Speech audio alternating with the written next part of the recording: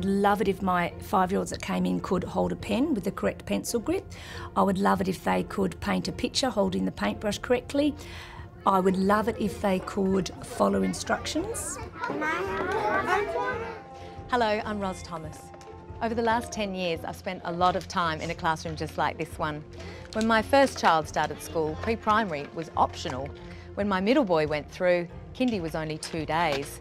Now, my 5-year-old has just finished pre-primary and the government's fine-tuning of early childhood education is almost complete, including compulsory pre-primary, an increase to kindy hours and literacy and numeracy testing of every child starting full-time school. Which means there's a crucial question we parents need to ask ourselves: is my child going to thrive at school? Forgot, didn't we? Say bye-bye. Were you a little apprehensive about Ella starting pre-primary? Yeah, I think you're always a bit apprehensive when the kids start school, but particularly Ella's right at the end of June birthday, so being one of the youngest in the class, I think it's fair to say. So all children are ready for school. They come in at a certain age, but the skill level is different between those children. So one of the first things we do is we get to know that child. We get to know their interests, their strengths, their weaknesses, their families, what they bring with them into our classroom, because an early childhood classroom is very child-centred. The brain of a young child is a marvellous machine, wired for learning. Preschoolers need constant stimulation, the opportunity to explore their surroundings, test their limits and learn from their mistakes. Every child starting pre-primary will be 5 years old by June 30. In term 1, all pre-primary children will be assessed by their teacher, who will map their strengths and shortcomings and create a baseline for their entry into full-time school.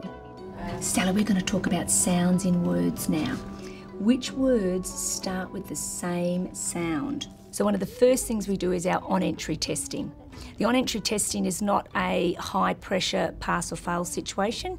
It's a fun and game situation with hands-on materials. We assess the children's literacy and numeracy skills. A parent may think their child is ready for pre-primary or ready for kindy if they can recite the alphabet or rote learn numbers, but that's not what we want.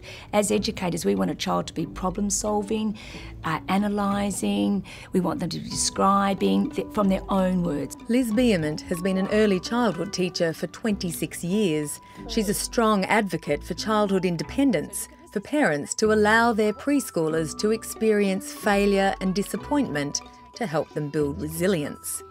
I'd love them to be competent and confident outside in the playground when we go out for outdoor play, when we do the obstacle course.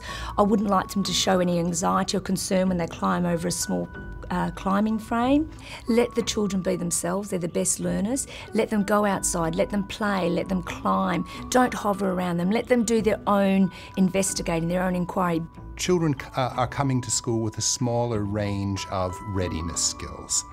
Oftentimes they've got very good skills at watching television, playing with electronic devices, and as a result, poorer skills of actually dealing with real people.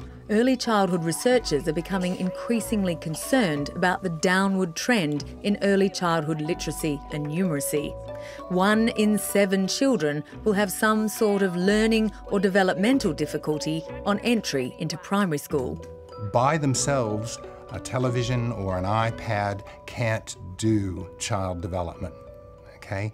Children respond best when they're with parents, when they're with other children their age. Over the last few years, we've noticed that there's been quite a decline in some of the skills that children used to come in with from home. One of them is their fine motor control. So fine motor are the small muscles in your fingers that help, for example, hold a pen, hold a paintbrush, do craft and help cutting. We feel that the parents aren't doing as much as that at home as they used to do. IT has taken over now, iPads, and when a child uses an iPad, swiping a screen is never going to give your child strength in their fingers and fine motors. A child with poor fine motor control can barely hold a pencil properly. So you can just notice it straight away. Their fingers and muscles are really weak. Now the way to increase that at home is by parents doing colourings, dot to dots, mazes. Incy wincy spider climbed up the water spout. They have less freedom to roam and less freedom to explore the world that they live in and find out how it works. Can you tell me the sounds in snip? Everyone together, following me. I think there's a great anxiety that we are seeing diminished literacy and numeracy.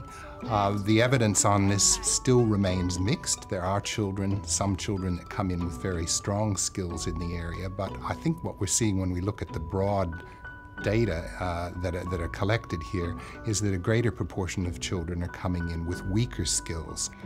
What do you think this tells us? Big voice. Round, okay. So how can we give our children the best start? What can we do as parents to ensure our kids are mentally and physically engaged with their surroundings?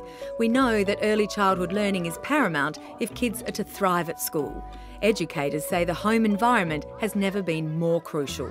So help them be curious about their world, test themselves, learn how to be resilient, join in the excitement of going to school. Parents have an opportunity to give their child the best chance at life. Part of that opportunity carries with it the pleasure and the responsibility of participating in activities, helping children learn how to hold things, how to look at things, listening to language, using words, and having conversations about the world in general.